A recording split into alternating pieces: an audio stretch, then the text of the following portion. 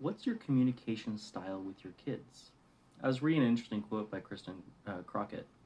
The reality is that most of us communicate the same way that we grew up. The communication style becomes our normal way of dealing with issues, our blueprint for communication. It's what we know and pass on to our own children. We either become our childhood or we can make a conscious choice to change it. I thought, what a fascinating quote.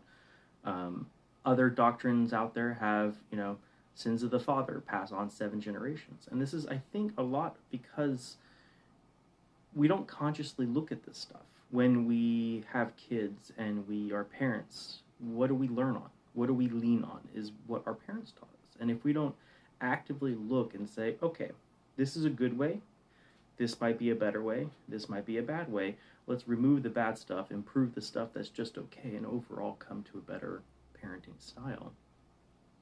Because let's face it, as parents, there's no blue book, right? We just have to do the best we can with the information that we have. And over time, we're going to learn. We're going to see, oh, that's a mistake. We should improve on that. And like this week it's been crazy, right? Our youngest. So the twins are now almost 20 months, or excuse me, 19 months.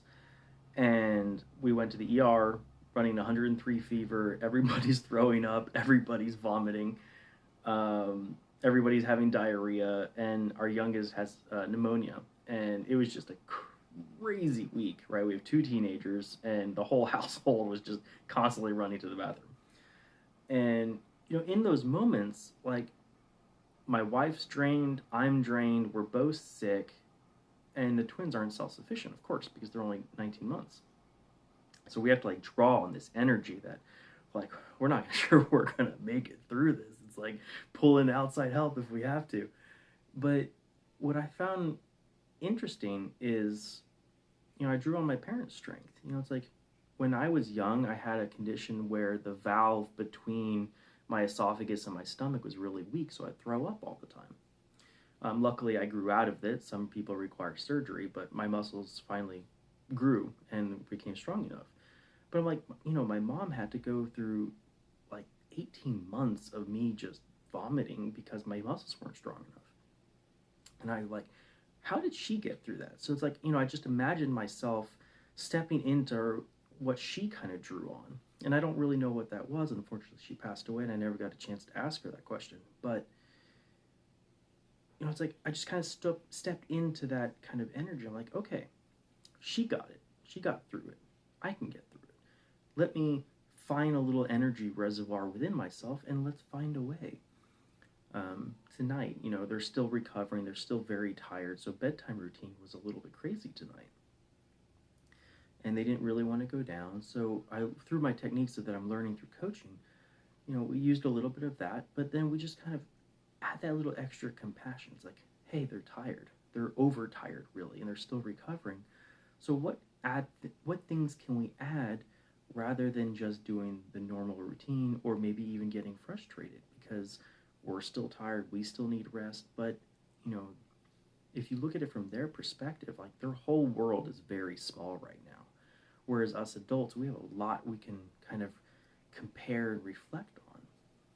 So if you can step into that a little bit, then your compassion can increase, your reservoirs increase, because you can realize that, hey, their world is much different than ours, and what we can handle, maybe they can't. And I think just tapping into that empathy can really give you the power you need to get through those moments that are really difficult.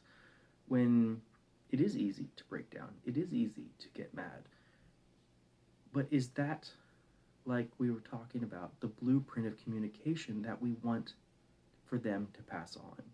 And I think looking at it that way, how do I want my child to learn from me in that moment? So when they have kids, that they will teach their kids. Because that's going to be their default.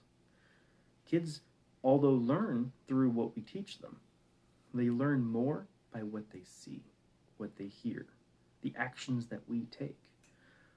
And I know I'm going to fail at times. But I'm trying to be as conscious as I can in all my actions.